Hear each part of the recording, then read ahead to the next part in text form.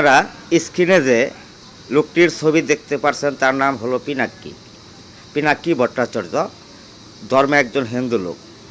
তিনি বাংলাদেশের প্রথম লোক। বাংলাদেশ থেকে পালাবার সময় ভারতের কাছে আশ্রয় চাইছিল, ভারত তাকে আশ্রয় দেয় নাই। কেন রে ভাই, তুই এত ভালো লোক, হিন্দু লোক, ভারত কেন তোকে জায়গা দিল না? কেন? অনেকেই বলতে পারেন পিনাক্কির পাশে শিয়ালের ছবি কেন?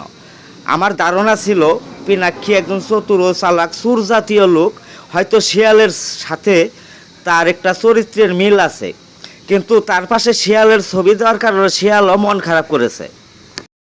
পিনাক্কি বগুড়া জেলায় জন্মগ্রহণ করেছে। বাবা ছিল একজন স্কুল মাস্টার। তার বাবার অনেক স্বপ্ন ছিল পিনাক্কি ডাক্তার হবে, তাকে কিন্তু সে ডাক্তার হইতে পারেনি, হলো একজন ভুয়া রিপোর্টার।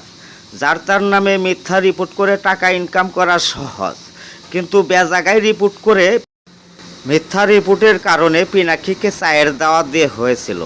কিন্তু সে পিনাক্কির নিজের মুখ থেকেই শুনি। আমার এই জার্নিতে সবচেয়ে বেশি যে উপকার হয়েছে তা হইতেছে, আমি তো নাস্তিক ছিলাম একদম।